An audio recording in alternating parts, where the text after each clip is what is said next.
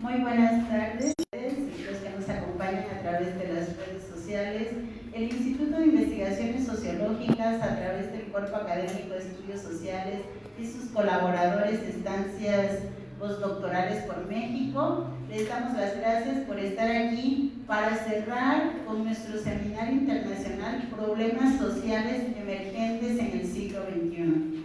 Durante 8 sesiones hemos estado debatiendo cuáles son esos problemas que en este siglo XXI vemos como más representativos y que algunos son viejos, reestructurados y reposicionados, y otros, como los que vamos a trabajar hoy, que es seguridad o soberanía alimentaria, derecho a una buena alimentación o derecho a la alimentación, es un problema que hemos venido arrastrando desde el siglo pasado. Para llevar a cabo esta ponencia tenemos a una destacada académica, a quien agradezco mucho que haya aceptado venir a cerrar este seminario, que es nuestra querida doctora Blanca Aurora Rubio Vega. ¿Quién es ella? La doctora Blanca Aurora Rubio Vega nació en Ciudad Juárez, Chihuahua, México. Es licenciada en Economía por la Facultad de Economía de la Universidad Nacional Autónoma de México, la UNAM. Es maestra en Economía, doctora en Economía por la misma institución. Obtuvo mención honorífica en los 2 primeros grados y tiene una antigüedad en la UNAM de 48 años. Además, en este año fue distinguida como profesora emérita en el SNI, lo cual pues nos habla de su destacada trayectoria académica y de los aportes que ha hecho en diferentes campos, sobre todo en el campo de los estudios rurales. Imparte clases en los posgrados en Ciencias Políticas y Sociales y en Estudios Latinoamericanos de la UNAM. Se ha especializado en cuestiones rurales en el ámbito mundial de América Latina y México.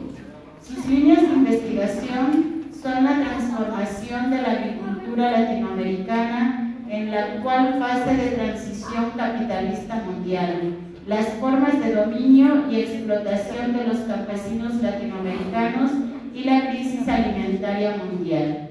Entre sus obras principales destacan los libros Resistencia campesina y explotación rural en México, Explotados y excluidos, los campesinos latinoamericanos en la fase agroexportadora neoliberal y el dominio del hambre, Crisis de hegemonía y alimentos. Ha coordinado también libros del sector agropecuario mexicano frente al nuevo milenio, Formas de explotación y reproducción de la economía campesina en el campo ecuatoriano, de 1994 a 2006, el impacto de la crisis alimentaria en las mujeres rurales de bajos ingresos, de 2008 a 2009, la crisis alimentaria mundial, impacto sobre el campo mexicano, América Latina en la mirada, las transformaciones rurales en la transición capitalista e inseguridad alimentaria y políticas de alivio a la pobreza, una visión multidisciplinaria. Además, ha escrito múltiples artículos en revistas nacionales e internacionales. Obtuvo el éxito del premio José Luis San Pedro, que otorga la Sociedad de Economía Mundial en 2010. Fue distinguida por el reconocimiento Sor Juana Inés de la Cruz en el 2023 con el premio Universidad Nacional 2024 por la UNAM y ha participado por más de 20 años en la Red Nacional de Promotoras y Asesoras Rurales. Y además quiero decirles que Blanca Rubio ha sido una gran aliada con el instituto y la hemos tenido ya varias veces aquí, justamente dando cursos a nuestros estudiantes en la licenciatura de Estudios Rurales. Me da mucho gusto, Blanquita, que estés hoy aquí con nosotros y nos va a dar muchísimo gusto escucharte en esta ponencia magistral de cierre. Muchas gracias.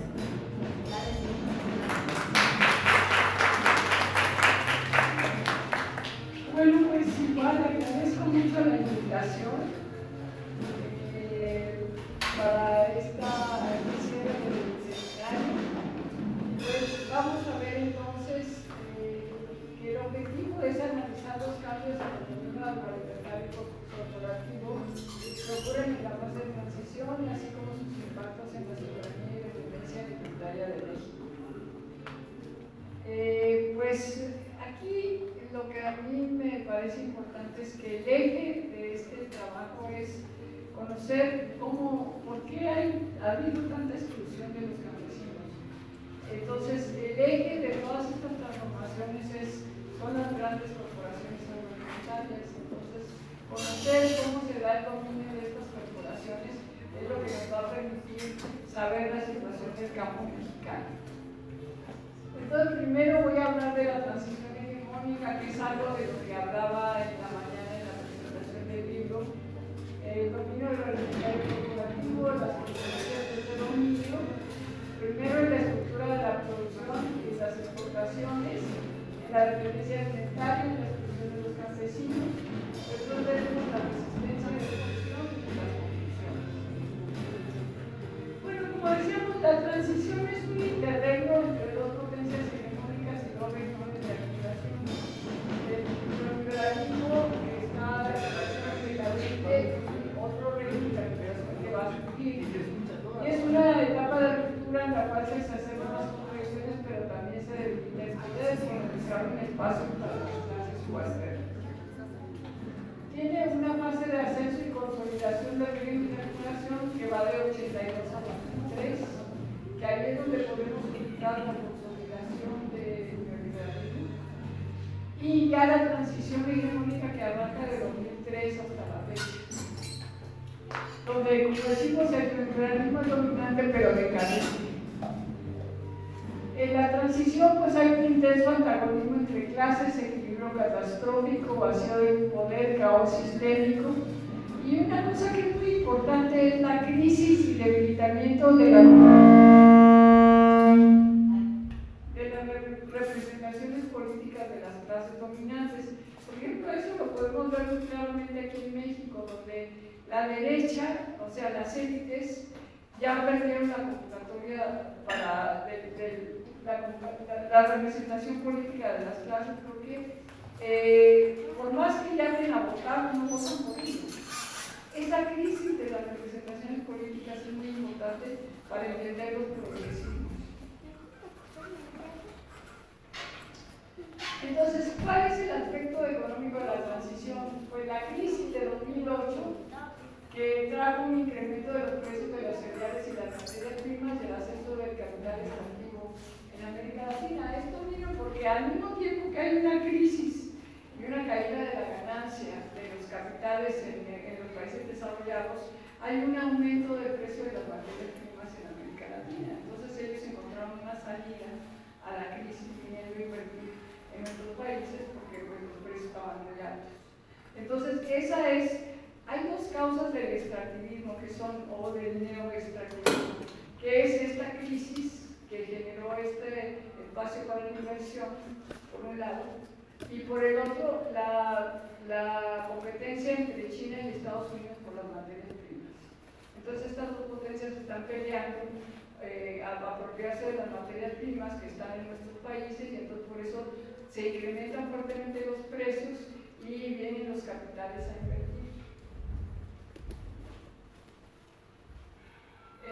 El aspecto político, pues lo que decíamos, la crisis de economía de Estados Unidos, el ascenso de China como potencia rival y el ascenso de los gobiernos progresistas, así como de las luchas contra el avance del capital, que nos llevan a lo que algunos autores gramscianos llaman un empate catastrófico. Ni las clases dominantes logran imponerse, ni las clases subalternas logran tomar el poder, y entonces en este empate catastrófico es que nos encontramos. Como decía Vicky en la mañana, los viejos tardan en morir y la nueva no acaba de nacer. Entonces, este es el entorno para entender qué está pasando en la cultura mexicana. El dominio alimentario corporativo de las grandes transnacionales ocurre a través de los tratados comerciales, imponiendo precios bajos a los pequeños productores rurales, porque así reducen sus costos de las grandes empresas agroalimentarias. Pero en la base, aquí vemos, chequen esta gráfica, por ejemplo, el precio del petróleo desde 1983 hasta 2000 es muy bajo. Esto permitió un ascenso impresionante del capital. El capital necesita costos bajos del petróleo y de los combustibles y de todo. Entonces, cuando ocurre esto que vemos, hablamos de un modelo que es exitoso para el capital. El capital logra controlar el precio. Si el capital logra controlar el precio del petróleo, ya la hizo. Logra controlar el precio de todo lo demás. Y aquí vemos muy claramente los años 80 y 90, que eso fue lo que logró Estados Unidos y el capital mantener el precio del petróleo muy bajo. También las otras materias primas como los granos y hasta en México pues una caída de los precios medios rurales. Pero ya en la fase de transición, o sea, a partir de los 2000, encontramos otra forma de dominio del capital financiero del capital agroalimentario corporativo, que es a través del dominio del capital financiero. Este elevamiento de los precios de las materias primas implica el aumento del precio de los insumos y con la guerra de Ucrania vuelven a aumentar. Tenemos aumentos de precios de 2003 a 2014, luego vuelven a caer, pero con la guerra de Ucrania en 2022 vuelven a subir los precios. Y eso... perdón, sí. No se escucha. Vean aquí cómo a partir de julio del 2007, 2008, pues es el aumento de los precios del petróleo. Se acabó ese paraíso que ellos tenían. Y igual el precio del oro, lo que yo decía en la mañana, el aumento impresionante del precio del oro y el precio de los granos básicos, que también a partir del 2003 se acabaron los precios bajos. Entonces, pero vemos cómo el precio de los fertilizantes se ha incrementado fuertemente y esto es lo que trae aumento de los costos para los pequeños productores rurales. Vamos a ver más adelante lo del movimiento de productores, que seguramente todos ustedes han oído hablar de él, que de lo que se están quejando es del aumento de los costos y de la caída de los precios. Entonces, ¿cuáles son las consecuencias de este dominio en la fase de transición capitalista mundial? Por un lado, hay un cambio en la estructura productiva. Miren ustedes, en 1990, los granos básicos, que son maíz, frijol, arroz, trigo, sorgo, soya, eran el 71.2% de la superficie sembrada en México. Y los forrajes eran el 8.3%. Ahora vean esta gráfica de 2024. Los granos bajan a 52.8% y los forrajes suben a 21.4%. Nos estamos convirtiendo en un país ganadero, donde los pastizales son ahora prioritarios y los granos van perdiendo espacio. En la estructura de valor de la producción vemos que en 90 pues estaba en primer lugar el maíz, el frijol, la caña de azúcar, el sorgo, o sea los granos, sorgo, trigo.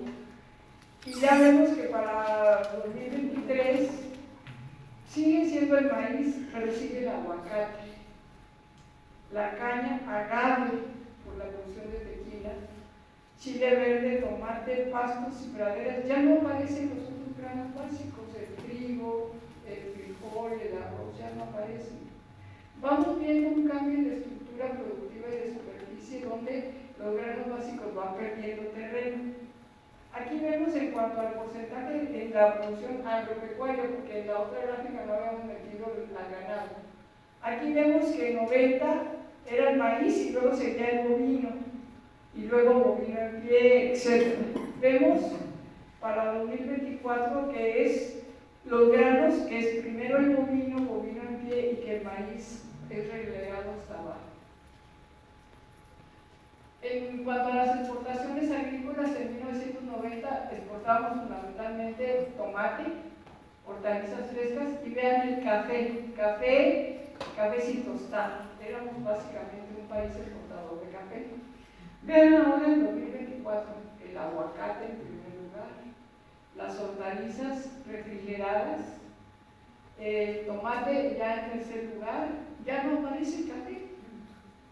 Ya son básicamente hortalizas, los berries, el aguacate, eso es fundamentalmente lo que estamos exportando. En cuanto a las agropecuarias, vemos que en 95 era primero el café sin tostar, tomate, bovinos, y ahora vemos que es otra vez el aguacate, el tomate, etc. Pero vean los nosotros ya no somos exportadores de bovinos, y menos ahora con lo del gusano barrenador. Entonces, sí hay mucha producción de ganado, pastizales, pero es para el mercado interno. En cambio, ha perdido terreno el ganado para exportación. Y en cuanto a las exportaciones agroindustriales, donde ya entran productos de la agroindustria, vemos como en 1993 teníamos pecuarios, productos del mar, los no tradicionales como el café, hortalizas, frutales, y vean, la industria alimentaria ya se lleva la mitad de nuestras exportaciones agroalimentarias, ¿qué son? Tequila, cerveza, mezcal. Eso es lo que nosotros exportamos fundamentalmente a nivel industrial. Vean, entonces hay un cambio en la estructura productiva, se reduce la superficie de granos básicos, hay una ganaderización de la agricultura con aumento de los pastizales, se reducen los cereales y aumentan los cultivos de exportación de alto valor, como aguacate, berries, etc. Cambio en la estructura de las exportaciones, hay un predominio de las agroindustriales y cambio en la estructura de las exportaciones agropecuarias y el detrimento de las ganaderas. Se reduce la agricultura para el mercado interno de alimentos básicos y se impone una agricultura de exportación de alto valor y de productos agroindustriales sobre los agrícolas. O sea, lo que hemos observado es que a lo largo de estos años, pues los pequeños productores y también medianos y empresarios para el mercado interno, productores de granos básicos, han sido excluidos, se ha reducido el valor de esta producción y en cambio nos hemos convertido en una agricultura para la exportación de productos de alto valor que son manejados por grandes empresas agroindustriales transnacionales. La nueva estructura beneficia a estas agroindustrias corporativas, tanto las que importan, por ejemplo, Cargill o el grupo Gruma, que importa maíz, o Cargill, Bimbo, que importa trigo. Estas empresas se benefician de importar a precios muy bajos y no les quieren comprar a los productores nacionales. Y las empresas corporativas que exportan los productos de alto valor, pues también se han ido beneficiando. Las empresas como las que utilizan insumos como el sorgo para producir alimentos balanceados para animales, se benefician mucho de importar a precios bajos de Estados Unidos el sorgo y no lo quieren comprar nuestros productores. Entonces, vemos que las grandes empresas corporativas transnacionales se han instalado en el país y todo funciona en relación a sus intereses. Pues decía esto de las empresas mezcal y el tequila. Aquí, fíjense, en esta gráfica lo que pueden ver es que las divisas, nosotros antes obteníamos divisas fundamentalmente del café, pero sobre todo del petróleo. Éramos un país exportador de petróleo y el petróleo servía como un recurso para que los gobiernos pudieran impulsar las políticas. Vean a dónde bajó el petróleo, que es el gris, exportaciones petroleras. Y la mandan el verde, que son exportaciones agroalimentarias, y las remesas. Todavía aún en el año del 2025, que ya ha caído la remesa por la política de Donald Trump, siguen nuestras divisas, que es la moneda extranjera, que cómo captamos dólares como país, lo captamos ahora fundamentalmente de las exportaciones agroalimentarias al aguacate, los berries, etc., el tequila, la cerveza y el mezcal y de las remesas. O sea, ¿qué significa eso? Que nosotros somos un país exportador de fuerza de trabajo, de mano de obra. Eso es lo que somos. Bueno, y esto ha traído, por tanto, pues una fuerte dependencia alimentaria. Vean, la superficie sembrada con granos básicos, cómo ha ido cayendo. La producción de granos básicos también ha ido cayendo. En cambio, vean las importaciones de granos básicos cómo se han incrementado. Ahora resulta que ya somos importadores de maíz blanco. Se supone que el maíz blanco lo producimos en México, fundamentalmente en Sinaloa, pero también en Michoacán, en Guanajuato, en Chiapas. Y siempre se decía, nosotros lo que importamos es maíz amarillo transgénico de Estados Unidos que se utiliza para alimentar al ganado y para usos industriales. Pero ahora ya incluso estamos importando maíz blanco. Importar solo maíz amarillo pues nos daba alguna garantía de que las tortillas que comemos no son transgénicas porque se siembran en nuestro país. Pero ahora estamos importando también maíz blanco de Estados Unidos. O sea que la dependencia alimentaria ha ido creciendo, no solamente se ha reducido. Vean aquí cómo en Sinaloa cayó la producción, cayó por la sequía, cayó por los bajos precios, cayó porque los gobiernos de la 4T no han dado apoyos a los medianos productores, solamente a los pequeños. Entonces los medianos productores que antes en los gobiernos neoliberales obtenían Procampo, ahora no tienen nada, no tienen producción para el bienestar. Entonces ellos son los que abastecían básicamente al mercado nacional y pues con esto se ha caído la producción de los medianos productores. Entonces se redujo el indicador de autosuficiencia alimentaria y México nos convertimos en el principal país importador de maíz en el mundo. Nosotros que somos centro de origen del maíz, somos el principal país importador en el mundo, fundamentalmente de maíz amarillo. Vean esta gráfica. Aquí tenemos la comparación de México, son volumen de importación de cereales, comparados con Brasil, con Chile, con Colombia, con Perú. México es el campeón de la importación de cereales en América Latina. ¿Y esto con qué tiene que ver? Pues con el Tratado de Libre Comercio. Vean como Colombia, por ejemplo, que no tenía Tratado de Libre Comercio, cuando ya firmó un Tratado de Libre Comercio se empieza a incrementar la importación de granos. En cambio Brasil, que era un país que importaba muchísimos granos, fundamentalmente de Argentina, ahora es exportador. Brasil exporta maíz no para alimentación, sino fundamentalmente para la producción de etanol o para alimentar a los animales que manda China. Y ahora estos países vemos cómo pues México es el que está más apegado en esta cuestión de la dependencia alimentaria. Bueno, ¿qué pasa? Todos ustedes saben que el año que viene la revisión del TEMEC. Técnicamente no es una renegociación, es una revisión. En cada país se han hecho consultas para ver qué opina la sociedad civil acerca del TEMEC, pero en México, como ven, han sido fundamentalmente grandes empresas las que han sido consultadas acerca del TEMEC. También un conjunto de organizaciones,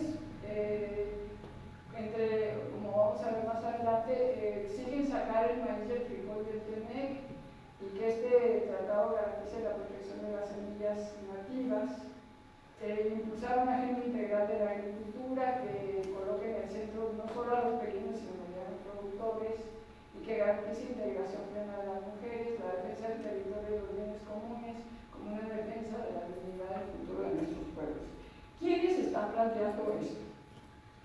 Pues son la Asociación Nacional de Empresas Comercializadoras, la campaña Sin Maíz al País, el Poder del Consumidor, Semillas de Vida, Senator, la Unión Campesina Democrática. Estas organizaciones siempre han luchado por la soberanía alimentaria. La ANEC fue la que impulsó el campo no aguanta más en 2003 y la campaña Sin Maíz no hay país es la que logró que no se aceptara la siembra del maíz transgénico en México. Son organizaciones independientes que durante el neoliberalismo pues dieron una lucha frontal por la soberanía alimentaria. Ahora varios de sus líderes son funcionarios del gobierno de la 4T. Entonces, estos no son los que están luchando hoy en las calles. Ellos plantean esta posición, pero vamos a ver cómo, antes de ver quiénes son los que están luchando en las calles, vemos que en cuanto al TEMEC existe una correlación desfavorable para sacar a los granos del TEMEC, porque de por sí una gran parte de productores de Estados Unidos exportan, o sea, nos venden a nosotros granos y no están dispuestos a que se les diga, sabes que ya no vas a tener este mercado. Pero ahora está peor porque Estados Unidos tiene muchos sobrantes, porque como le puso aranceles a China, China ya no le está comprando estos granos, entonces tiene sobrantes Estados Unidos y eso ha hecho caer el precio más todavía de los granos y por tanto tiene mucho interés en colocarlos en nuestro país y no va a acceder a estas demandas de que se saquen los granos del tratado. Pero además, estas empresas que yo les digo que importan a precios bajos, pues presionan al gobierno para que se siga comprando de Estados Unidos. Y lo que hemos observado cada vez que viene una negociación del TMEC o del TDCAN es que los gobiernos a quienes apoyan, ¿a quiénes son? A los exportadores. O sea, a los exportadores de aguacate, de jitomate, de berries. Porque tienen miedo de que Estados Unidos nos ponga aranceles, como ya le puso al jitomate. Entonces, lo que se van a tirar a matar es que no les pongan aranceles a los exportadores. Pero, pues, de modo que sigan entrando estos productos importados de Estados Unidos a precios muy baratos a competir con nuestros productos, porque eso lo ven perdido. Como decía un analista, la revisión del tratado va a ser dura.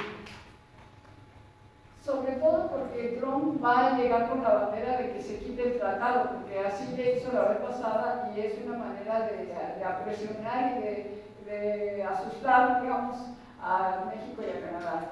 Una vez que, bueno, está bien, acepta que siga el tratado, pues ya estás en la situación de debilidad y ya vas a aceptar prácticamente lo que digan, ¿no? Bueno, ¿y esto qué tiene que ver con la alimentación? Desde el gobierno de López Obrador se firmó este tratado, PASIC 2025, lo firmaron en 2022 cuando vino la guerra de Ucrania porque se incrementó la inflación terriblemente. Entonces, para bajar la inflación, que es el aumento de los precios, ahora se está diciendo que la canasta baje a 910 con todas estas empresas que ven ahí. Pero para que las empresas estén de acuerdo en que no aumenten los precios de los productos, Walmart y todas estas tiendas, que no aumenten los precios, se les exime de todo trámite o permiso para las actividades de importación, se exime el impuesto de importación, pero lo más grave, se suspende la revisión de toda regulación que impida o encarezca la importación, lo cual incluye aranceles de otros requisitos, se exime de toda regulación del servicio de sanidad y inocuidad. Antes, una empresa de estas, Walmart, quiere importar algún producto, tiene que ser supervisada para ver si tiene inocuidad ese producto. Ahora ya no. Ella solita va a decidir si tiene o no inocuidad. Entonces, fíjense en qué situación estamos, ¿no? Porque deja a las empresas la responsabilidad de asegurar que las mercancías que comercien cumplan con las normas sanitarias de inocuidad. Y bueno, eso es como ponerse la víbora en el seno, porque las empresas lo que les importa es la ganancia. Y con tal de comprar algo que esté barato, pues no le van a dar mucha importancia si tiene inocuidad o si es sano. Ahora, todo eso se está haciendo ¿para qué? Para bajar la inflación, para que estas tiendas no suban el precio de los productos y que no afecten a la población. Pero, pues finalmente la inflación ya va en 4.89 y las familias más pobres destinan el 50% de sus gastos a la compra de alimentos y bebidas y el promedio de gasto en este rubro es de 37.7. Entonces nosotros como simples ciudadanos vemos con mucha claridad que suben los precios en las tiendas, ¿no? Pero nunca vemos que bajen. Ya subieron y ya se quedan ahí.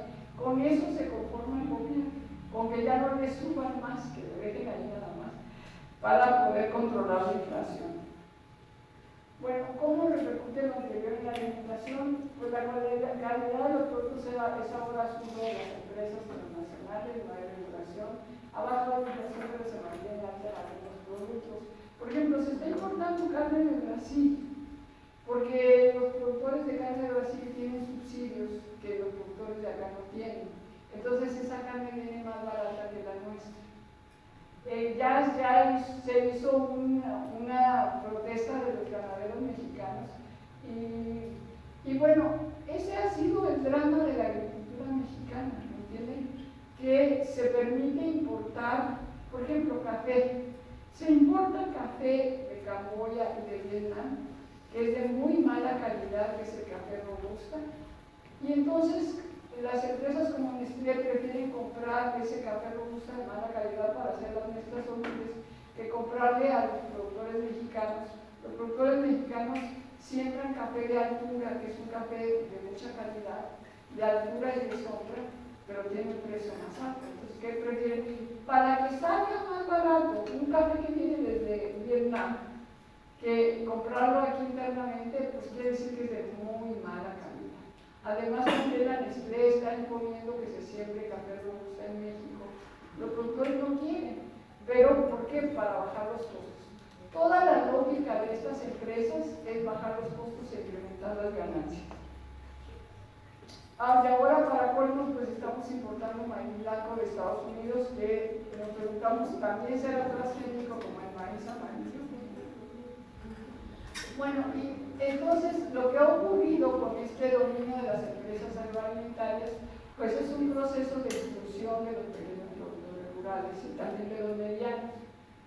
Después de la firma del TLCAN, los precios reales del maíz, frijol, trigo y sorgo cayeron entre 44 y 67%. Millones de agricultores fueron desplazados, se perdieron 1 millón de puestos de trabajo. Cayó el empleo agrícola, los ingresos salariales, etc.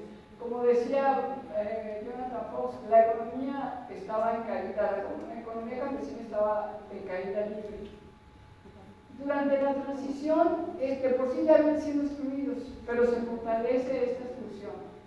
¿Por qué? Bueno, ustedes dirán, pero se aumentaron los precios de los granos y de las materias primas, pero a nuestros productores no les llega ese aumento de precios porque las compradoras son unas cuantas, están oligopolizadas y ellas imponen el precio bajo de todos modos para bajar sus costos.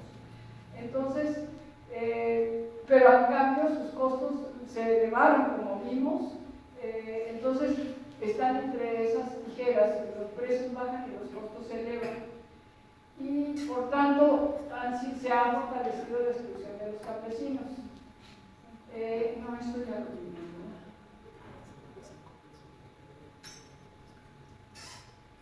Aquí vemos cómo caen los precios pagados al productor en estos granos. Y en cambio, cómo aumenta el precio de los fertilizantes. Si vemos la participación de los granos, este es el consumo de todos nosotros, este pastel es el consumo. Para 2022 importamos el 44.7% de los granos. Y los pequeños productores de hasta 5 hectáreas producían 13.1 de los granos, los de 5 a 20 hectáreas 17% y los demás de 20 hectáreas 24%. Vean en el arroz, compañeros. La importación de arroz es del 89.2%. La mayor parte del arroz que ustedes consumen es importado. Solamente esa pequeña porción se produce internamente en México, a tal punto que el arroz Morelos tiene denominación de origen como si fuera champaña, porque es un arroz nacional que se sabe que no es transgénico.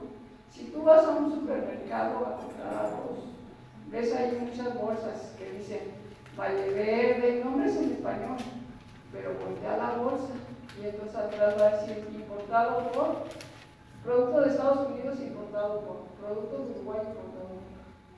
Porque nosotros hemos ido perdiendo nuestra soberanía alimentaria. Vean, los productores de 5 hectáreas, los pequeños productores, casi no producen nada de arroz. Entonces, como les digo, ¿cuál es el arroz que tiene denominación de origen? El arroz Morelos. Y entonces, ahora a las bolsas le ponen orgullosamente mexicana, porque producimos una cantidad mínima de arroz nacional. Claro, tiene un precio más alto. El arroz mexicano tiene un precio más alto. Si ustedes quieren ir y comprar un arroz barato, compren SOS, que viene ayuda alimentaria para las guerras, para la población que está desnutrida en África. Pero cuando les sobra, nos venden a nosotros arroz SOS. ¿Se imaginan la calidad de ese arroz quebrado? Eso sí está muy barato. Y bueno, finalmente esa es la lógica de las grandes empresas transnacionales, comprar lo barato. Pero a nosotros nos toca esta cuestión de la alimentación. Vean en el trigo. En el trigo importamos el 61% del trigo. La producción de más de 20 hectáreas, ¿quiénes producen trigo? Los productores de Sonora, que son medianos y grandes productores, que quienes compran vivo, les compran a bajos precios. Y nuestros productores pequeños pues, no producen casi nada de trigo, ¿no? En el frijol producimos un poquito más. Solo se importa el 18%. Y en el maíz blanco, pues ahí supuestamente importamos solo el 5.1%. O sea, todavía seguimos produciendo maíz blanco. Aún los pequeños productores de 5 hectáreas producen el 26.5% del maíz blanco que consumimos, aunque buena parte de lo que ellos producen lo autoconsumen. ¿Por qué lo autoconsumen? Porque el precio es bajísimo. No les conviene ir a venderlo porque dicen, mejor ni lo hubiera sembrado, porque ni los costos voy a sacar, ¿verdad? Mejor no lo comemos. ¿Por qué mejor no lo comemos? Porque si no, si lo vendo ahorita, cuando yo quiera comprar el que voy a comer va a ser más caro, entonces mejor lo autoconsumo. Entonces, bueno, con esto lo que les quiero decir es que ha ocurrido una exclusión productiva de los pequeños y medianos productores agrícolas en nuestro país. Cada vez consumimos más productos importados y pues eso implica que hemos estado perdiendo la soberanía alimentaria y que somos un país dependiente alimentariamente. Lo cual es muy riesgoso porque la alimentación pues es algo muy delicado en un país que pierde la capacidad de producir internamente sus alimentos, pues queda a merced de que el otro país le quiera vender. Estados Unidos puede muy bien presionarnos con que hagan esto, hagan lo otro, si no, no les vendo el maíz, etc. Fíjense que en algunos países, por ejemplo, ninguna potencia mundial se va a dar el lujo de ser dependiente de alimentos de otra potencia. China, que es un país con una población inmensa, sí importa soya, pero no importa arroz. Llegó un momento en que empezó a decir, aquí se produce el arroz, y yo voy a abastecer a mi población. No vende, porque apenas la alcanza para su población, pero no compra, no está a la deriva de a ver qué le va a decir Estados Unidos si le quiere vender o no le quiere vender algo. No, Japón tampoco, o sea, Europa menos, porque Europa es un exportador, sobre todo Alemania y Francia. Lo que les quiero decir es que los países desarrollados no dejan doblar mano de su soberanía alimentaria, la cuidan muchísimo, ¿no? Pero bueno, nuestros países pues han sido como colonizados, como con este concepto que decía para que nos convirtamos en compradores de sus alimentos baratos y de mala calidad, y para que tengamos, digamos, flanco muy débil, frágil, con el que pueden presionarnos, ¿no? Bueno, pero también las organizaciones han estado allí en plena resistencia. Vemos que cuando fue la crisis alimentaria, 2008-2009, de repente el Fondo Monetario Internacional todo el tiempo decía a los países, ¿para qué vas a comprar, para qué vas a impulsar el maíz internamente si lo puedes comprar más barato del exterior? Entonces, los gobiernos neoliberales dijeron, pues sí, mejor compramos del exterior que está impulsando internamente la producción, ¿no? Qué vistos somos. Hasta decían, aprovechamos los subsidios de otro país, porque Estados Unidos subsidia fuertemente a sus productores. Entonces, pero cuando vino la crisis alimentaria y se incrementaron los precios y hubo muchísimas movilizaciones en todo el mundo, porque se habían encarecido los alimentos, Entonces el Fondo Monetario y el Banco Mundial dijeron, no, ¿sabes qué? Mejor que cada país produzca sus alimentos para que no venga esta situación. Y hasta le llamaron al 2014 el Año Mundial de la Agricultura Familiar, ¿no? Reivindicando otra vez que ahora todos produzcan mejor en sus países, ¿no? Como si fuera tan fácil. ¿Cómo? Si llevamos 20 años de neoliberalismo que se han devastado las agriculturas y de la noche a la mañana dices que ahora mejor tú produces internamente tus alimentos. Pero ¿cómo? Aquí ya no hay bodegas, por ejemplo. En la época esta de los 70, cuando estaba todavía con Azupo, uno viajaba en la carretera y veía muchos silos, ¿no? Que eran las bodegas que tenía el gobierno. Hoy el gobierno no tiene bodegas. Las bodegas las tienen las grandes empresas corporativas alimentarias. Si el gobierno quiere hacer una reserva de granos, no tiene dónde mandarla. Ahora que se estaban comprando con los precios de garantía a los pequeños productores, el gobierno tiene que rentar las bodegas porque no tiene. O sea, toda esa infraestructura se destrozó con el neoliberalismo, ¿no? Entonces, que nos diga ahora el Fondo Monetario, ahora sí pónganse a producir interno, pero ¿con qué, verdad? ¿Con qué bodegas? ¿Cómo hacemos eso?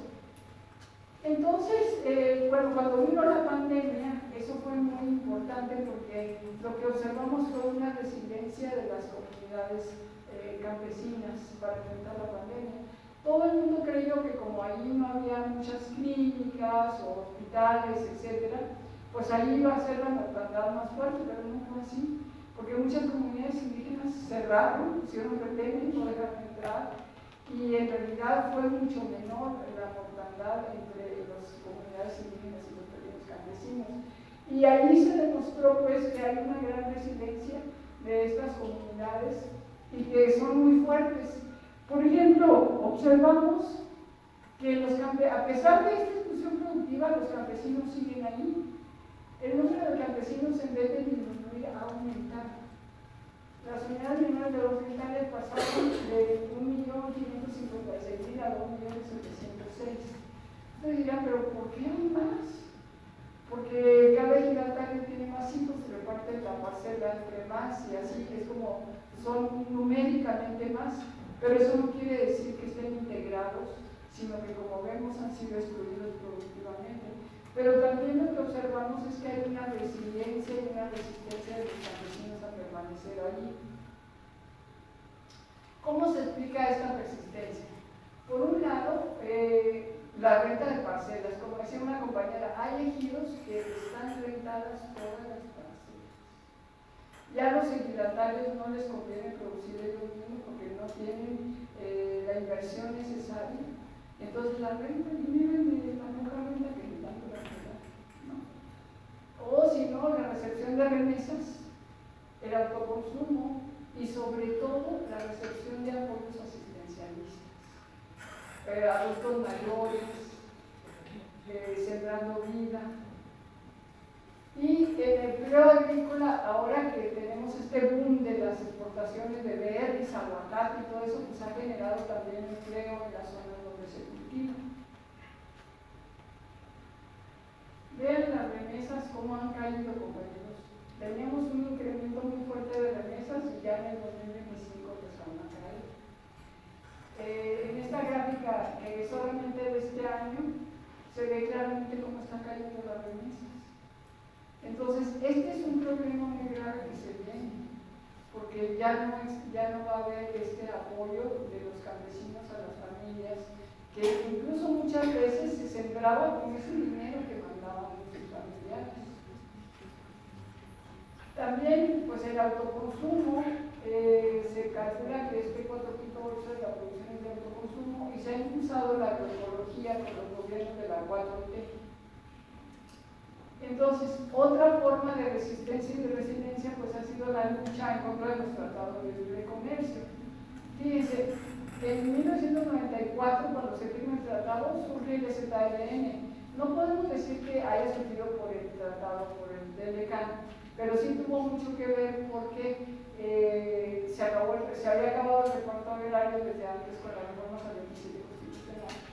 Y entonces el ZLN luchaba por la tierra. En 2003, que vino la primera fase del TLCAN, en donde ya se desgrabaron muchos productos, surgió el campo no aguanta más. En 2008, donde ya fue este proceso ya fatal, donde ya se desgravaron todos los productos, surge la campaña Sin Imagino al País. Y ahora que viene la revisión del TEMEC, pues surge este Frente Nacional por el Rescate del Campo. Entonces vemos que los campesinos no están ahí atados de manos o resignados a toda esta situación, sino que están enfrentando y luchando, ¿no? ¿Quién es este frente? Este frente no es ni el campo no aguanta más ni la campaña Sin Imagino al País. Este frente se conforma el 6 de junio de 2023. Lo componen productores de 20 estados. Sus demandas son también sacar los granos, precios de garantía, banca de desarrollo para el campo. Este es un movimiento plural, donde hay productores del PRI, del PAN, de Morena, de Sin Partido, pero donde lo que se observa pues es que les llegó el agua al cuello, sobre todo por la cuestión de los precios. Entonces, el gobierno comienza a dialogar, pero nada más con unos, con los del Bajío y Occidente, y llega a un acuerdo con Guanajuato, Jalisco y Michoacán, pero a nosotros no les da lo mismo que les acaba de dar a estos, entonces el movimiento continúa, los de Campeche, los de otros estados, porque a ellos no les han dado eso.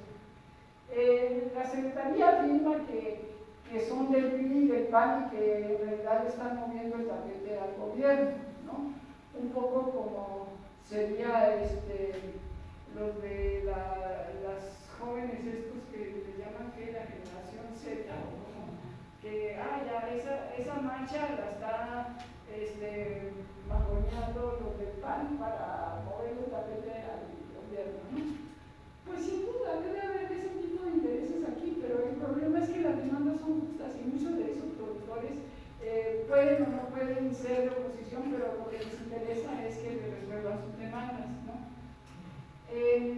Ellos dicen, el gobierno oye, pero no escucha, quieren usar dinero como terapia de desahogo, no se ha atendido la demanda de 7.200 pesos, no hay respuesta a la demanda de sacar los granos, no se ha convocado a las empresas a dar.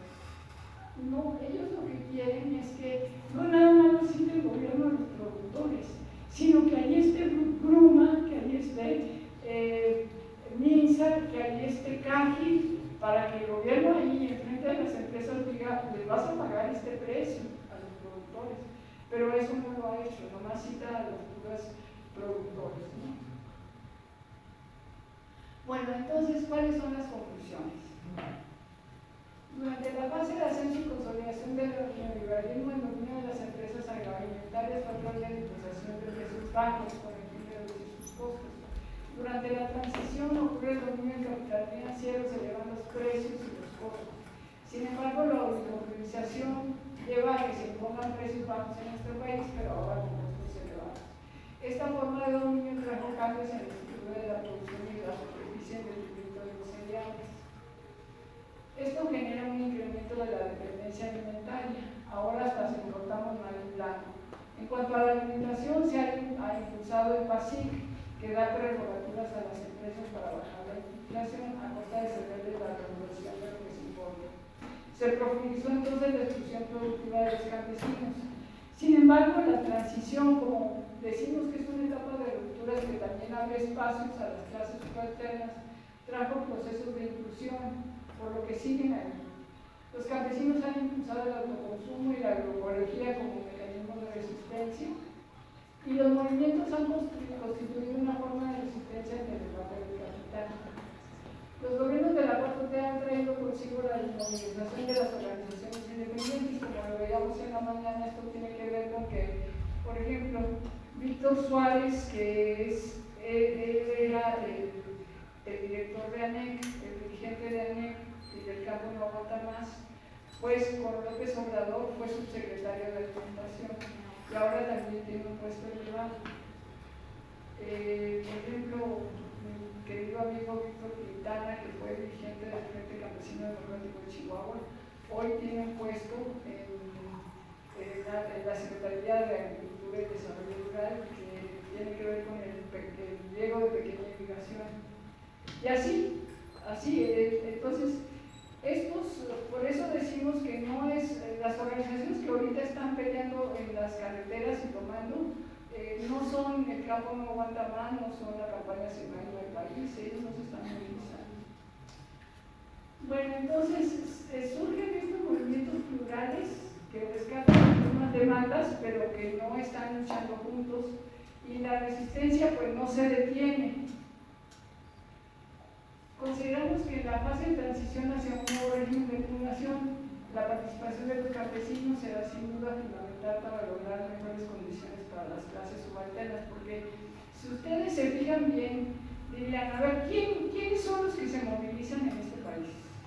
Los obreros, los de la CENTE, los maestros, los campesinos, los transportistas, ahora vinculados con los campesinos, los transportistas, ¿no?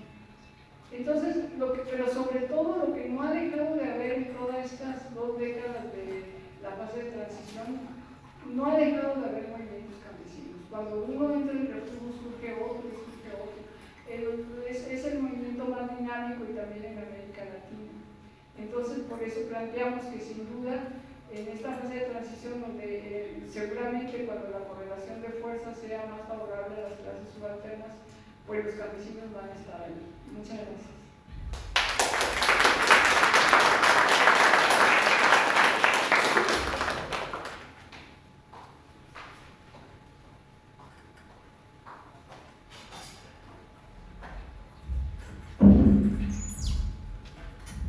Muchas gracias, doctora, por su participación y por ir tejiendo. Yo siempre he dicho que esta conferencia de Blanca es como el eje transversal que nos permite unir todos los elementos que hemos estado viendo en cada una de las sesiones del seminario.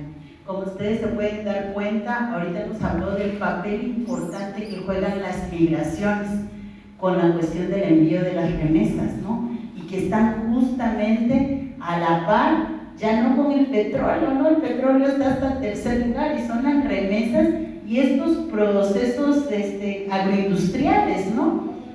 Agroalimentarios que tienen que ver, por ejemplo, aquí en Oaxaca, cada vez vemos más los magueyes y están quitando todo y eso trae una degradación ecológica también.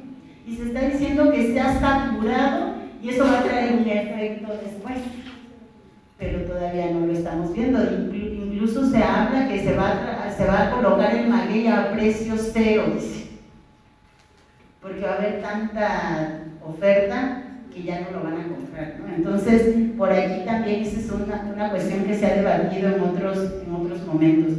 Y entonces empezamos a ver también cómo esta cuestión de la alimentación se convierte en un eje fundamental. Nosotros trabajamos un proyecto en Los Amuscos donde articulábamos 3 cuestiones: la alimentación, la salud y el territorio, y cómo estos 3 elementos en la pandemia fueron fundamentales. Y tú lo señalabas ahorita, ¿no? Cómo la pandemia nos permitió leer, porque todo se paralizó, todo entre comillas, las tecnologías vieron cuestiones, las farmacéuticas, esas no, pero por ejemplo en el campo, que es algo importante que tú analizas y que tiene que ver con la alimentación, vimos cómo empezaron a regresar estas personas que estaban en las ciudades con formación profesionales, por ejemplo, que empezaron a volver a sembrar. Tengo unos conocidos que tienen un grado de doctorado y que decidieron quedarse en sus comunidades y ahora están haciendo servicios comunitarios. Por ahí hemos empezado a ver qué cosa hay ahí, cuáles son estas emergencias. Y nosotros empezamos a hablar que todas estas personas migrantes que regresaron sufrieron un proceso intracultural. O sea, ellos frente a su cultura, viendo qué tanto se había transformado en ese tiempo que estuvieron fuera. Y todo lo que les está permitiendo revalorarse, identidades y todas esas cuestiones. Yo creo que aquí, yo hago la lectura, que la pandemia también es un tema que hemos dejado de lado y que no hemos analizado lo suficiente para dar cuenta de las implicaciones que ha traído y de lo que podemos rescatar, como tú dices, en estos tiempos de crisis, cuando pueden emerger, ¿no?, nuevas propuestas, otras formas, ¿no?, que nos ayuden a mirar. Y esta cuestión también de de las democracias, ¿no? Cómo justamente yo veo ahorita en tus presentaciones cómo se van generando estos procesos que la democracia pues está en crisis, ¿no? Estos procesos de negociación y de imposición y estos sondeos, ¿no? Para a quién le pregunto para ver cómo voy a temer y digo que estoy haciendo procesos democráticos, pero resulta que en el fondo no estoy haciendo procesos democráticos porque sigo hablando con gente que esté en el poder con intereses, pero no estoy hablando con los que van a sufrir todas las consecuencias que son estos campesinos que hoy ya empiezan a salir a las calles.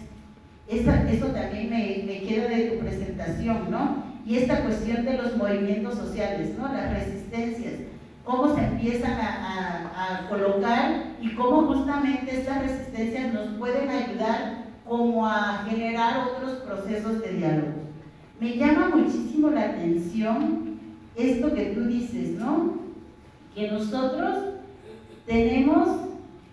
somos el país más que importa. Y nosotros aquí en Oaxaca, ¿cuántos negocios tenemos de todo de maíz? Yo me empecé a preguntar ahorita, ¿qué tipo de maíz tendremos? En mi tortilla, en mi atole, en mi memela, en mi tlayuda, ¿no? Todo lo que comemos y que esta sociedad oaxaqueña es como de esta parte, pero también me agrada otra parte, que todavía salgo a las afueras de Oaxaca y puedo ver los cultivos de maíz. Y puedo ver, ayer invitaba a un amigo que estuvo en el Colegio de la Frontera Sur, Hugo, un saludo, y me dijo, amiga, estoy cosechando frijol, me hubiese gustado ir, pero no me enteré a tiempo. Y está aquí en Chucuita, en el Valle de Yanguitlán. Ese se convirtió, ahí la mixteca, por ejemplo, oaxaqueña, se transformó, porque en la mixteca siempre hemos dicho que es gente que se va a Estados Unidos, pero todo lo que es el Valle de Yanguitlán, ahorita se tecnificó, hay gente que está contratando a jornaleros para que lleguen al corte de frijol, de maíz, y entonces esa zona, como estamos cerca de ahí, pues nos provee también. Y por ahí pudiera ser que en Oaxaca comemos todavía un poco más sano que, por ejemplo, en la Ciudad de México, ¿no? ¿Qué tipo de maíz? Hasta vemos el color de la tortilla, ¿no? En la Ciudad de México, y hasta cómo nos sabe. Bueno, pues esa es como una de las cuestiones que me quedé pensando en lo que yo te escuchaba. Y la otra cuestión también, que la importación de cereales que tenemos, ¿no? ¿Y cuántos de nosotros comemos cereales? Está en nuestra alimentación. Entonces, aquí también, una de las cosas que, y lo vinculaba yo con este proyecto que hicimos, porque cuando nosotros veíamos qué comíamos, o qué estaban comiendo los pueblos, en este caso el pueblo Amusco, veíamos su capacidad para resistir ante ciertas enfermedades. Hasta las tallas subían. En la ciudad había gente más bajita y en los pueblos un poquito más altitas, porque su nivel nutricional es mejor, porque no están tan contaminados. Y algo importante que nosotros empezamos también a hacer es esta de escuela campesina, a recuperar saberes. Y a quitar, porque ahorita veía yo también los fertilizantes, los herbicidas, los pesticidas, que cada vez están más caros y eso te eleva el costo de tu producción. Y algo importante acá es que empezó a acontecer que empezaron a trabajar con otros productos alternativos para ya no contaminar más. Entonces, esto que tú decías, ¿no? Vamos caminando hacia la agroecología, vamos construyendo con otras miradas, otras estrategias, recuperando también estos saberes y estas tecnologías de los pueblos para hacerle frente a toda esta embestida neoliberal, ¿no? A toda esta embestida que están sufriendo pues, los sectores más desprotegidos. Te agradezco mucho por tu ponencia y vamos a abrir entonces ahora el diálogo, ¿no? A ver, vamos a empezar, no sé si tenemos algunas intervenciones en nuestras redes, pero si no, de los que están aquí, algún comentario, alguna pregunta, algo que les haya generado. Yo me puedo seguir aquí platicando, pero me toca, no es mi función, pero sí, aquí con Guadalupe, por favor. Acá. Y si pueden decir su nombre y si vienen de algún programa educativo o institución, por favor.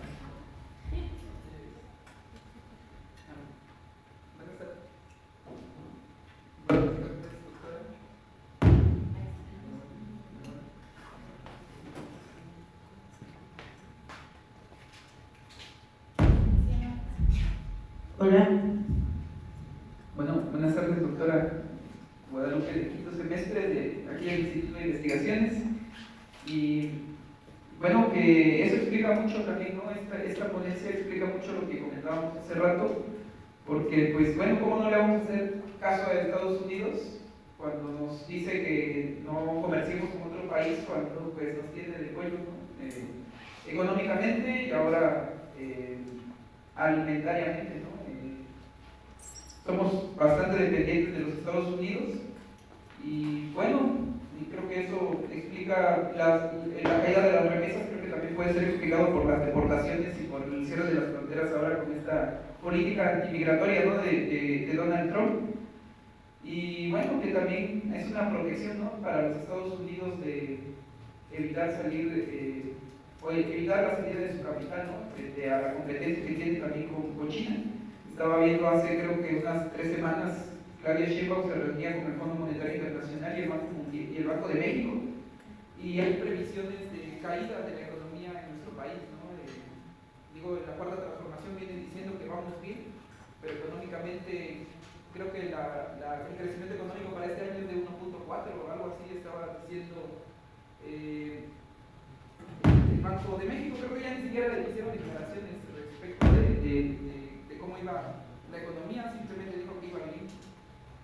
Pero bien, ¿qué tanto está impactando, si es que está impactando en algo, la política de Sembrando Vida de López Obrador, ¿no? Entiendo que son temas más árboles frutales, pero lo que realmente mantiene al pueblo de México sin hambre, pues es el maíz, ¿no? No hay, creo que lo que decía hace rato, ¿no? A lo que más se le está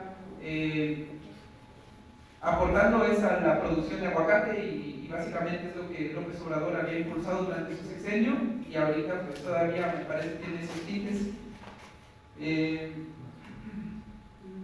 También me parece muy importante eso que usted comenta acerca del crecimiento de la cantidad de campesinos.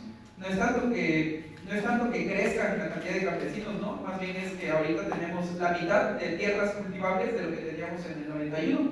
Decía 1.500.000 campesinos en el 91 y ahorita son 2.700.000.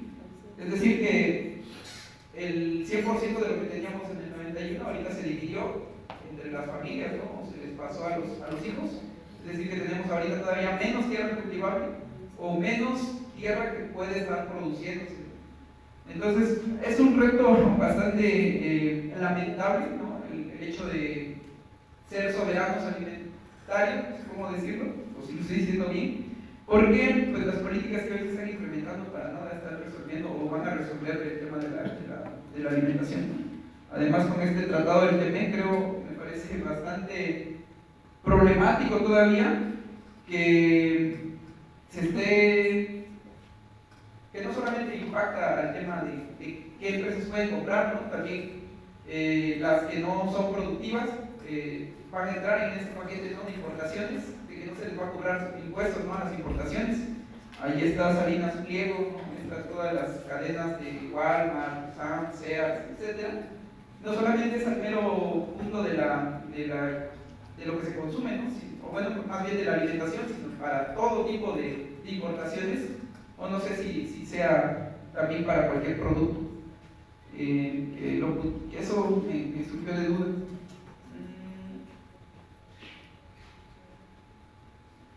Y bueno, creo que eso es.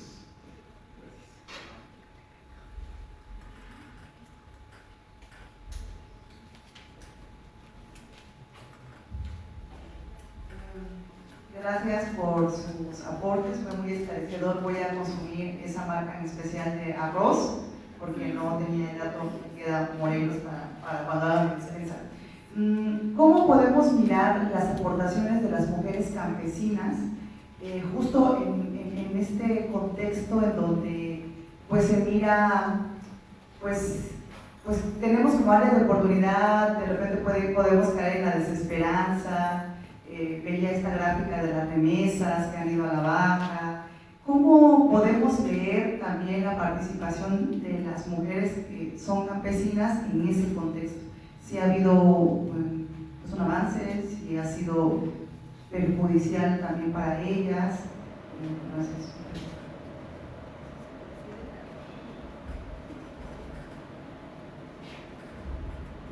Bueno, pues muy buenas tardes. Noemí de la Maestría de Acción Social en Contextos Globales. Agradezco mucho la presentación. Efectivamente creo que nos ha dado algunas líneas de arroz, frijol que deberíamos de consumir y que nosotros realmente estamos consumiendo lo más barato.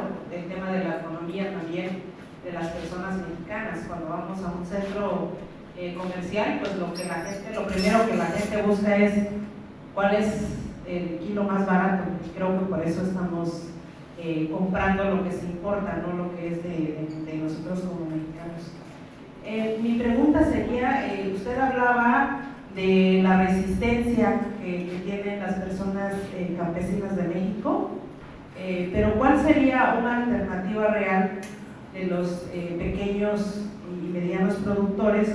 Porque usted hablaba de lo que da la institución gubernamental, como estas acciones de gobierno o como estos recursos también que realmente no son nuestros, sino que el impulso de la gente externa que nos está apoyando y que eso también nos genera una subordinación. Entonces, sí estamos produciendo, pero porque hay alguien que nos está pagando para hacerlo, ¿no? Entonces, ¿cómo podríamos ser autónomos? Porque sobre eso me parece que puede ser el camino hacia la soberanía alimentaria. Gracias.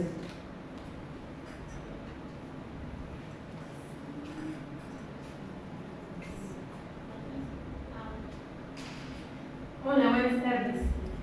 Mi pregunta es respecto a los nuevos modelos de consumo que hay hoy en día en la sociedad. Recuerdo que anteriormente a lo mejor era más común ir a los mercados o en la tiendita local, comprar tu despensa, pero hoy en día creo que, sobre todo en la urbanidad, incluso también en lo rural, se vienen a la ciudad, lo que quiere la ciudad, que compran en los centros comerciales, ¿no?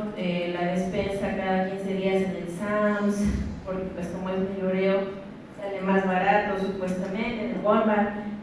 Puede ahorrar a el que se le ocurra, ¿no? Pero todo es en centros comerciales y ya no tanto, a lo mejor en pequeños comercios, en la central, en el mercado. No sé si esos patrones de consumo también influyen en esta desmotivación del campo, ¿no? Que de pronto pues se ven reemplazados por el consumo en las bellas tiendas, ¿no? Con mucha luz y más ordenadas.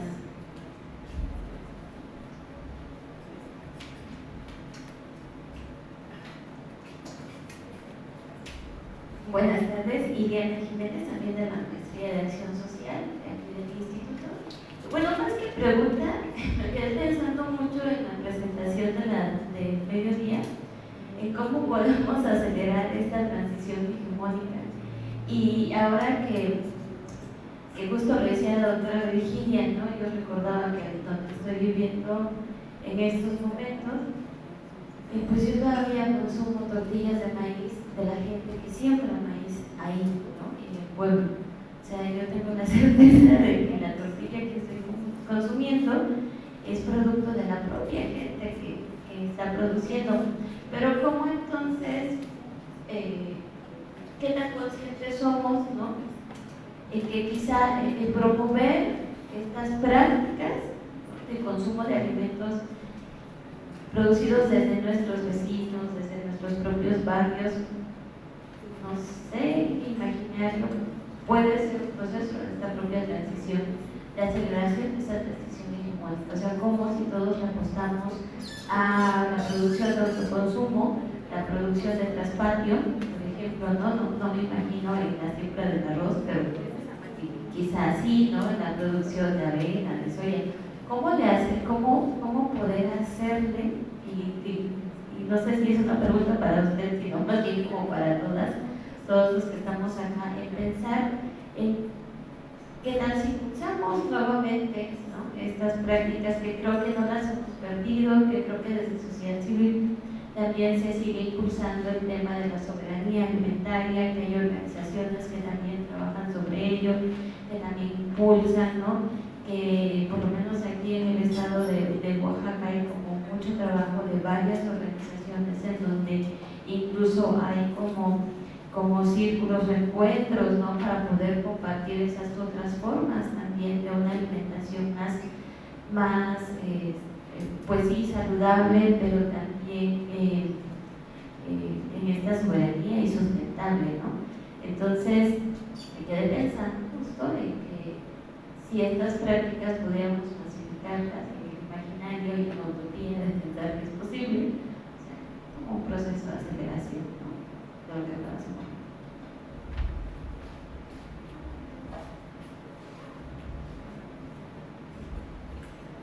Bueno, yo quería preguntarle de qué manera, si es posible alcanzar, digamos, la soberanía alimentaria sin romper cierta perspectiva colonial, ciertas relaciones coloniales que hay en México, porque, bueno, yo estoy ayudándole a la doctora Karina en sus labores de investigación y evaluándome un poco en la literatura sobre el tema.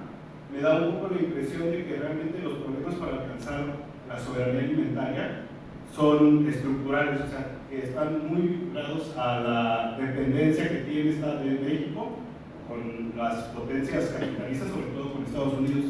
Y me da un poco esta sensación de que es un proceso que sí implica la participación de los pequeños productores, pero que sobre todo tiene que ver mucho con esta noción de romper problemas de dependencia históricos que se remontan pues casi al surgimiento de nuestra propia independencia. Y me ha quedado mucho esa reflexión de en qué medida se puede alcanzar una soberanía alimentaria sin antes romper este tipo de dependencias tan arraigadas que tenemos en el país.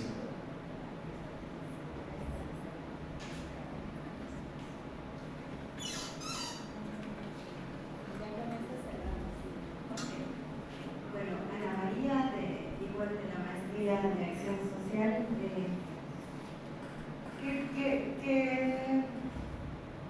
qué gusto primero escuchar a la doctora. Yo la verdad no tenía ni imaginación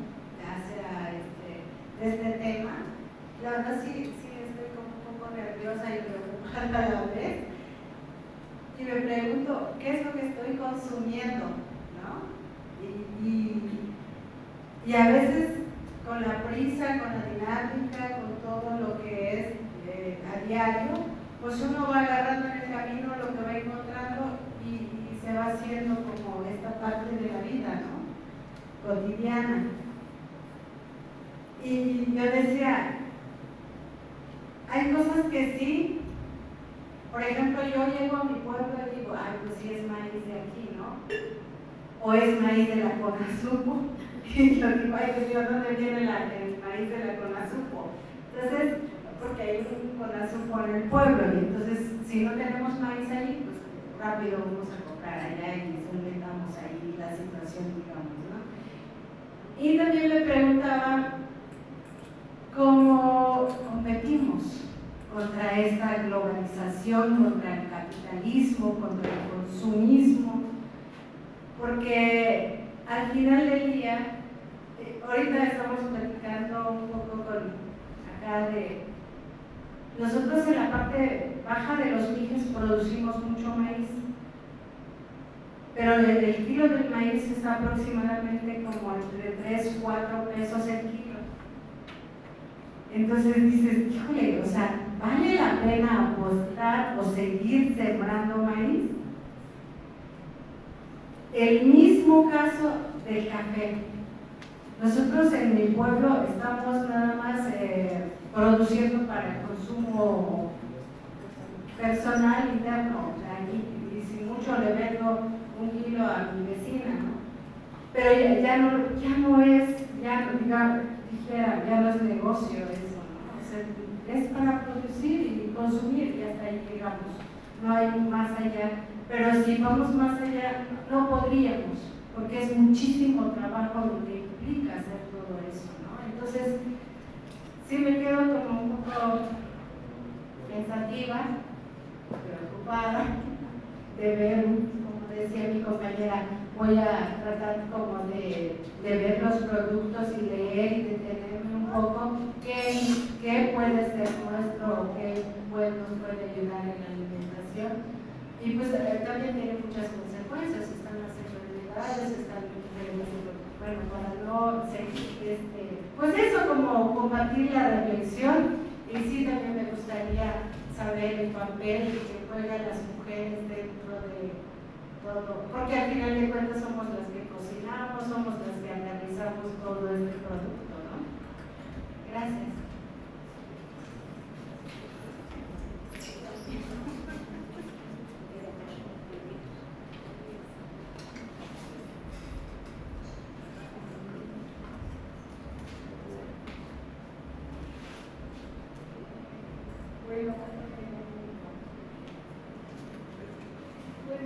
Guadalupe preguntaba qué tanto está impactando Sembrando Vida.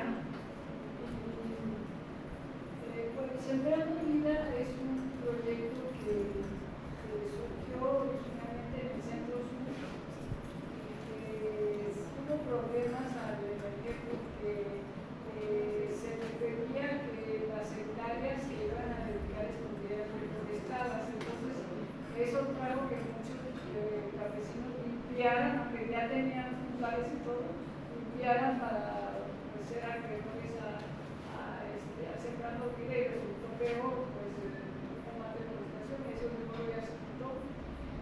Sembrando Vida les da 6,000 o 7,000 pesos al mes. Si tú ya entraste a Sembrando Vida, te van a dar esa cantidad. Si tú eres un cafetalero, te van a dar 6,000 pesos, pero por todo el ciclo. Por todo el ciclo de café te van a dar 6,000 pesos. Si tú eres de Sembrando Vida, te van a dar cada mes.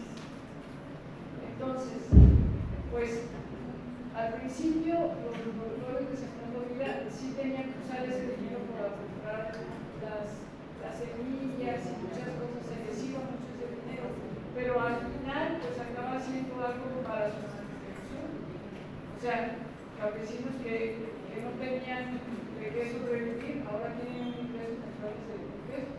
Lo que se ha observado es que en las zonas más pobres, por ejemplo en Hidalgo, en las zonas montañosas donde la gente es muy pobre, pues eso los ha arraigado allí, porque ahora ganan ese dinero.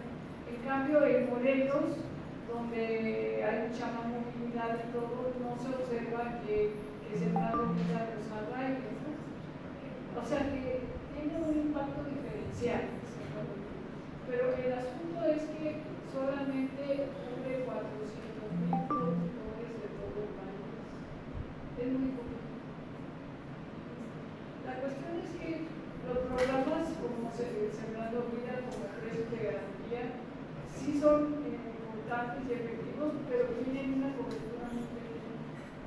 Entonces, por eso no se nota que haya aumentó la producción y las conoce sembrada, porque se requieren muchos recursos monetarios para poder realmente impulsar el campo, cosa que no tienen los gobiernos de la República. Porque ya ven que cuando entró López Obrador, planteó la prosperidad republicana que implicaba no endeudarse más, no endeudarse más al país, y por tanto ver de dónde sacaba el dinero de los deudores, del fisco, de esto, de acá, de quitar esos fideicomisos que algunos eran muy importantes, pero eso es muy debajo, para sacar dinero de ahí, porque estos gobiernos no tienen dinero. Por eso también están escuchando lo del petróleo, para poder salir sus deudas y todo y poder obtener recursos, porque no se ha impulsado una reforma fiscal que permita que se les cobre más impuestos a los ricos, que eso traería dinero al país. Tampoco se han puesto impuestos fuertes a las importaciones, porque no se quiere afectar las ganancias de los necesarios. Entonces, pues lo que vemos es que las políticas pueden ser muy asertivas, pero tienen una cobertura muy baja. Y bueno, tú decías, las políticas no responden como yo decía, ya no hay bodegas, se requiere una gran inversión para realmente hacerlo sostenible. Y luego, por otro lado, está la cuestión del tratado, como decía, planteaba el compañero, ¿cómo se puede dar si aquí están esas cuestiones estructurales? ¿Cómo hacer para que ya no entren estos productos avanzados de Estados Unidos?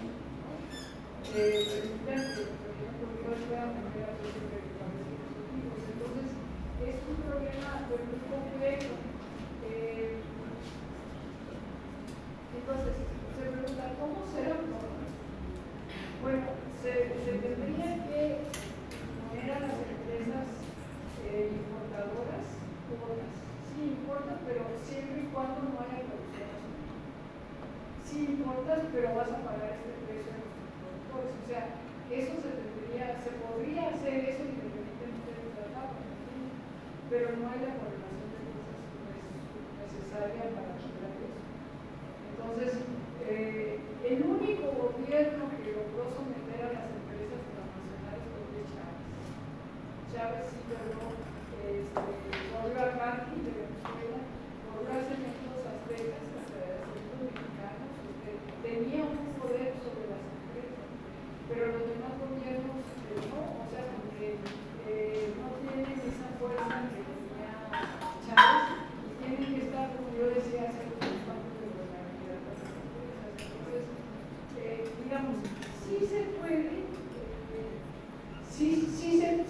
ustedes podemos decir, bueno, entonces él está planteando que no tiene salida. Sí tiene salida, pero se requieren acciones, digamos, muy contundentes en términos de aumentar la inversión en el campo, poner reglas muy claras a los nacionales. Por ejemplo, en Alba de Puya, que ella era la directora de CONACYT en el sexenio de López Obrador, hizo una investigación y encontró que el 90% de las que había un enorme porcentaje de maíz transgénico y glifosato en las tortillas que comemos hoy, o sea, en la masa de harina de maíz, en la harina de maíz. Y eso no puede ser porque se supone que están hechas con el maíz blanco que se produce en México. Entonces, si eso, obviamente que es cierto, porque ya es una investigación, quiere decir que estas empresas como Minsa y Maseca importan maíz amarillo transgénico y con el maíz blanco que compran completamente.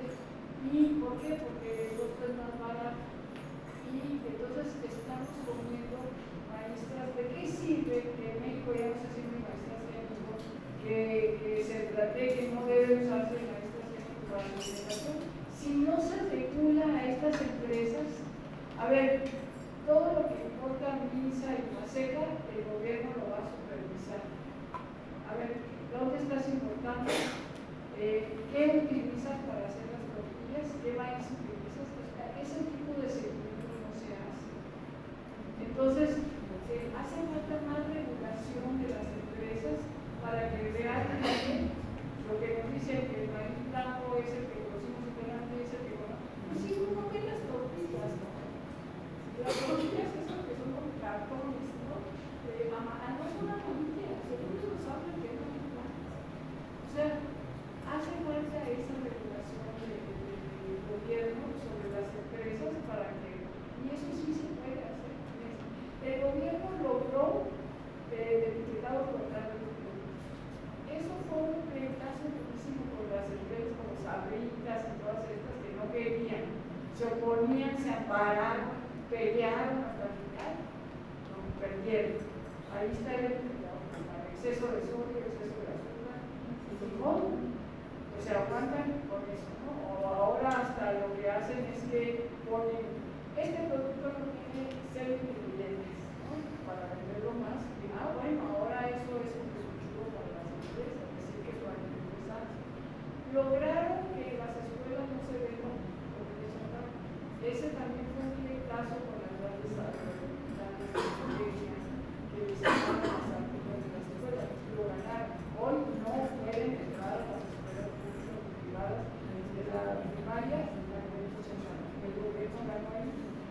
pero esto no lo podemos hacer. O sea, hay pleitos muy fuertes del gobierno por la gran certeza de la libertad, es uno de los grandes, ni siquiera los utiliza, ni siquiera. Entonces, pues ahí vemos que este no es un proceso, como dicen, no es un globo cuadriculado, ¿no? Es una cosa muy compleja lo que se avanza en unos terrenos, en otros no se avanza, y en todo caso lo que está predominante pues, es cuál era la relación que se tenía el gobierno para lograr estas cuestiones, ¿no? Entonces, lo que yo planteo es que sí hay la posibilidad de impulsar estos procesos de fortalecer al campo y a los productores que sean redituables los precios, pero implica además un buen pleito con las empresas agroalimentarias, tanto con las importadoras como con las exportadoras. Pues sí, también lo que señala la compañera de que tenemos nuevos modelos de consumo que desmotivan al campo, porque estas grandes empresas como Walmart y demás sí les compran a pequeños productores, pero siempre la lógica es que el precio sea lo más alto. Y ellos no bajan los precios, sino que nosotros estamos en un país de precios bajos para los productores, pero precios altos de lo que nosotros consumimos.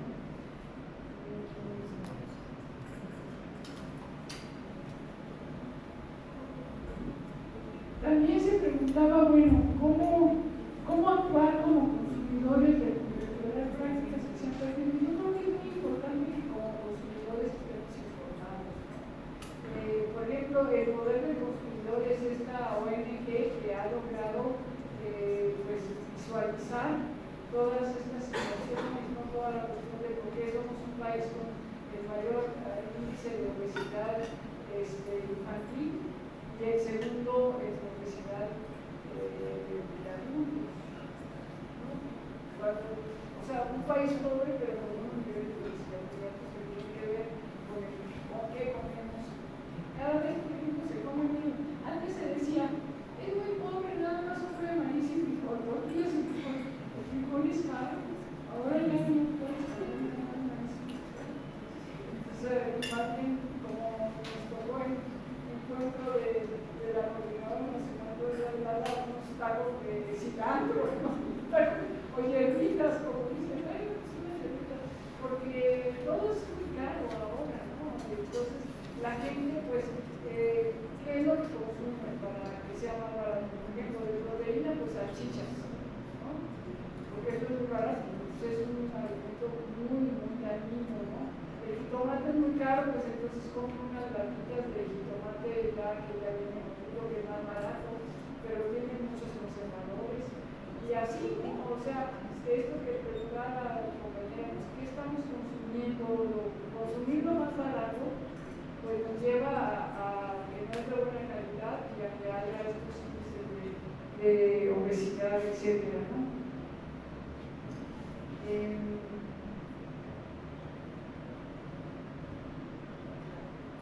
Lo que decía la compañera, pues ya no vale la pena seguir sembrando maíz o café, no lo consumimos porque el precio es muy ridículo, ¿no? Si yo lo quiero vender, nadie me lo va a comprar o me van a dar unos precios que no me reditúan. Y pues también lo que las compañeras preguntaban acerca de las mujeres campesinas. Pues las regiones de las mujeres campesinas, como yo les decía, bueno, cuando yo vi Semblanza, yo pertenezco a la Red Nacional de Laboratorios y Asesoras Rurales con Visión de Género. Aquí en Oaxaca hay varias compañías sobre el Valle de Hidalgo. Y pues hicimos una investigación cuando la crisis alimentaria de las mujeres rurales, ellas cómo estaban enfrentando la crisis alimentaria. Y pues nos enteramos, bueno, ¿y ustedes siguen sembrando maíz? ¿A cómo está el precio? No nos sabían decir, pero cuando les preguntamos, ¿a cómo está el huevo? Sí sabían. ¿A cómo está el huevo? ¿A cómo está la leche? Y decían, bueno, con el aumento de los precios nosotros dejamos de darle leche a los niños.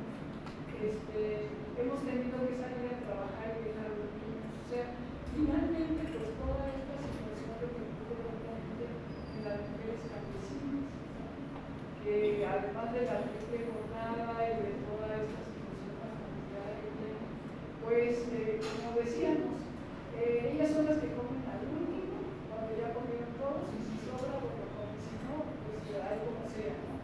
Y pues toda esta situación pues se ha recrudecido, ¿no? Finalmente, antes las mujeres tenían, ya saben, Conclamar, Progresa, Prospera, todo eso, ¿no? Oportunidades. Y se le daban a las mujeres porque se consideraba que si ese día se le daba a los hombres se le iban a tomar el derecho. Entonces, bueno, ahora ya no, ahora estas becas son directamente a los estudiantes de primaria, etc. Entonces, aquí la 4T tampoco da dinero ya a las organizaciones que antes les daban, porque digo que todas las organizaciones eran corruptas, y entonces ya no se les da dinero a las organizaciones. Entonces, esto también ha traído una serie de modificaciones. Finalmente, por ejemplo, un joven, ¿cómo se llaman los jóvenes? Construyendo, que los jóvenes construyendo el futuro gana 7,000 pesos. Allá 8,000, ya son 8,000. Un joven construyendo el futuro gana 8,000 pesos. Gana 8,000 pesos. Esto, o sea, el Sembrando Vida gana 7 o 6. El del café gana 6 en todo el ciclo. Pero un joven construyendo el futuro gana 7. Entonces, pues ha habido un montón de transformación en las familias, porque esos jóvenes tienen poder, ellos ganan ese dinero, y que muchas veces levantan los celulares y todo así, pero que han cambiado las dinámicas familiares y que pues están trayendo toda una situación en donde finalmente son, digamos, ingresos asistencialistas que da el gobierno y que no repercuten directamente en la producción, que es lo que vemos, al contrario, la evidencia que lo aportamos. Entonces, yo cuando les digo, compañeros, en la etapa de 40 a 70, nadie recibía dinero así porque era adulto mayor, porque era joven o porque estaba estudiando la primaria. En esa época recibían dinero quienes, los campesinos del crédito del Banco Rural, que lo tenían que pagar. Era el único dinero que se recibía. No había, todo esta cuestión es neoliberal. Todo esto de los adultos mayores, todo eso, es la lógica que empezó con el neoliberalismo para, digamos, cuando se consideró que los campesinos eran ya pobres y no productores. El concepto es que el campesino es un pobre, no es un pobre. Entonces a ese campesino se le dan ayudas, ¿no? Que puede ser los adultos mayores, y ya juntando todo eso, las familias, como yo decía, pues ahí nadie. Pero no es que hayan recuperado su rol de productores y que se inserten como productores. Esa exclusión productiva se sigue realizando. Y esa lógica, claro, esa es la lógica de dar estos apoyos ha reducido la pobreza. Por supuesto que ha reducido la pobreza. Pero también, como decíamos, cuando llega el gobierno de la derecha, toda esa gente se queda así. Por eso las bases de apoyo de los gobiernos comunistas son muy amplias, porque la gente dice, no, que sigan ellos, si no, ¿qué voy a hacer después? ¿Qué va a hacer después? Entonces, pues como vemos, son todas las situaciones que hasta ahorita no se han podido resolver, pero que sí tienen una solución siempre y cuando se pudieran impulsar estrategias de otra naturaleza. Por ejemplo, el que López Obrador haya sacado a los campesinos medios de los apoyos fue porque es lo que tenemos ahora, la caída de la producción y todo lo demás, las organizaciones que hay. O sea, no tenían por qué haber sacado a los campesinos. Estos campesinos medios dicen que estábamos mejor con el cooperativismo porque ellos les siguieron tocando. sea, no es lineal la situación. Sí, compañera, que yo decía.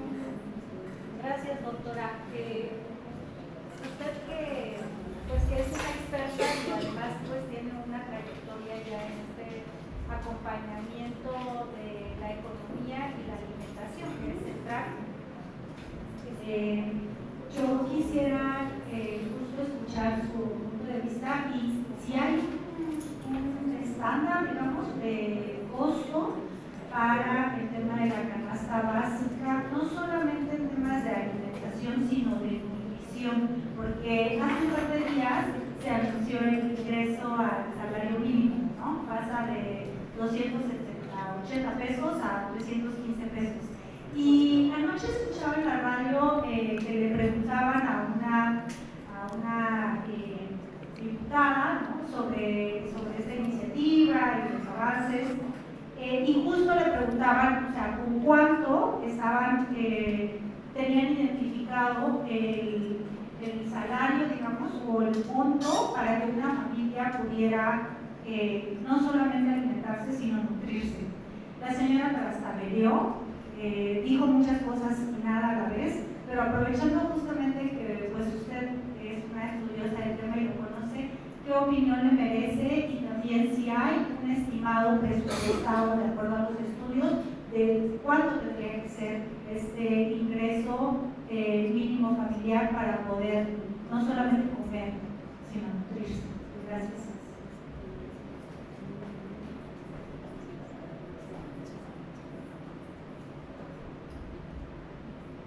Aprovechando que estamos en esta segunda ronda, quiero traer aquí a la mesa dos comentarios que hay en nuestras redes sociales. Uno es, pues, felicitando al Instituto y a Blanca por estas participaciones y justamente porque le permiten ampliar, ¿no?, estas miradas complejas. Y dice, me parece que el trabajo que hace el ISPOCO es de una suma importancia por colocar temas en la agenda académica de la entidad.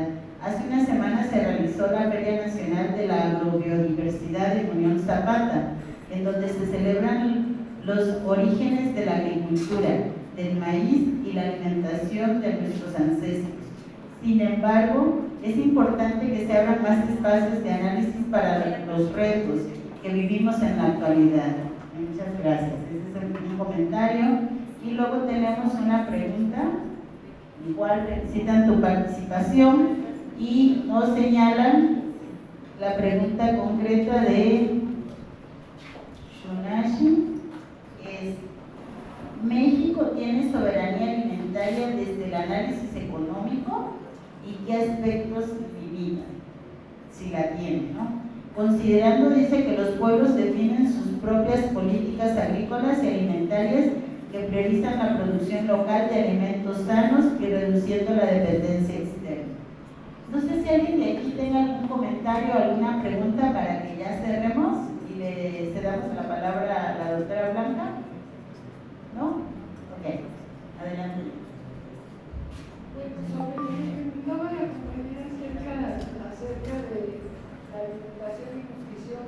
Pues aquí veíamos que el gobierno plantea que la canasta suba de 900 a 1000 y algo, ¿no?, que planteamos de cuánto debe ser la canasta, pero no se ha especificado si también están considerando los temas de nutrición.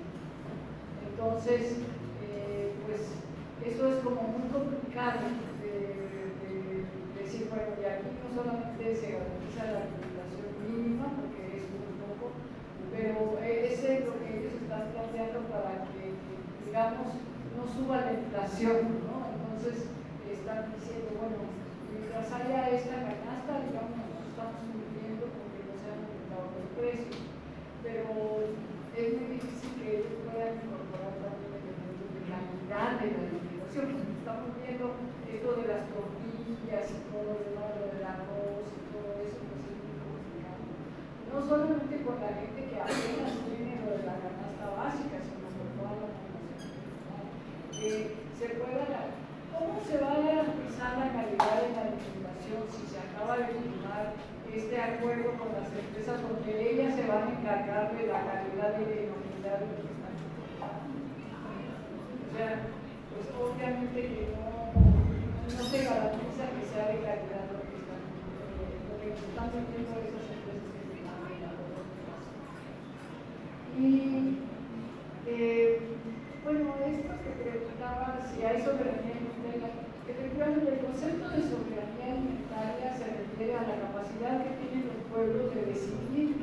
producir, en qué condiciones producir, en relación a las necesidades de la población, ¿no? Que es distinto del concepto de seguridad alimentaria de la FAO, que se refiere a que el país tenga la capacidad de producir una determinada cantidad de productos que no pongan en riesgo su soberanía política. Entonces son conceptos diferentes. Y lo que preguntaba es que si en México hay soberanía alimentaria, pues no. O sea, acabamos de demostrar que la dependencia alimentaria se ha incrementado y que no hemos logrado alcanzar ni siquiera la seguridad alimentaria, mucho menos la soberanía. Bueno, pues con esta serie de preguntas y reflexiones, pues podemos seguir meditando mucho. Ya no nada más si estamos comiendo maíz transgénico, sino que últimamente se ha visto que la tortilla pues ya no es tortilla, que el arroz pues ya no es arroz, o que la carne ya no es carne, sino son producciones de plástico, de una serie de combinaciones ahí de elementos, y te generan la carne y le ponen el color de la carne y te la empaquetan y te la venden como carne, ¿no? Entonces, cuando estamos viendo todas estas cuestiones, pues nos damos cuenta de que esto que preguntaba Yami, de qué tanto la canasta básica es nutricional, pues quién sabe, depende, porque se hace un estimado. Yo me acuerdo cuando Julio Bolvini un día me decía que estaba viendo cómo calculaba lo de la canasta básica y decía, es que tengo que ver cuántas veces me da para bañarme un jabón, entonces estoy bañándome. Y ahí a veces llegaban los hijos y se lo llevaban, y ya perdí los días. Pero hasta eso también era la canasta básica, pues entonces lo traigo aquí como al cotorreo, a veces de cómo se calcula, pues entonces esa parte, y él es un estudioso de la pobreza, pues, y él es un estudioso de todas estas cuestiones.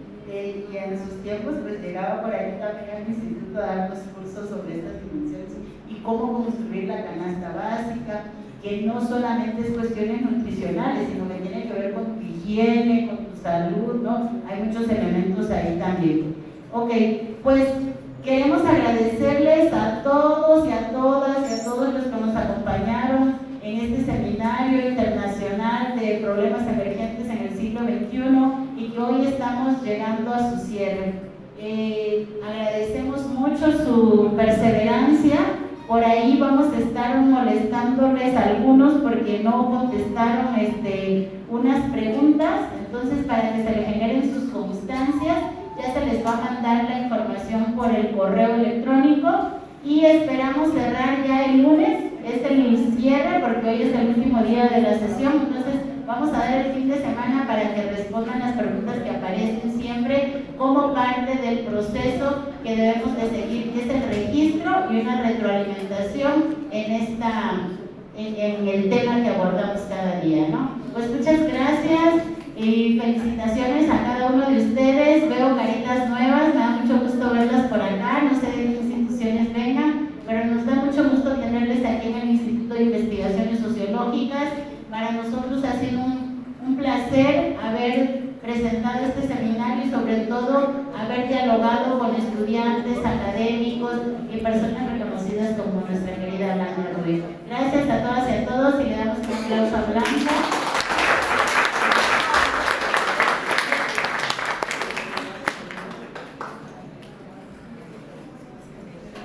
Me informan que ya está en el link de la transmisión, ahí ya están colocados los cuestionarios para que por favor los puedan acceder a través de nuestro Facebook, para los que están aquí presentes también. Muchas gracias y que podamos descansar y disfrutar de este cierre de año con nuestras familias. Les deseo lo mejor y nos vemos en el 2026. Muchas gracias.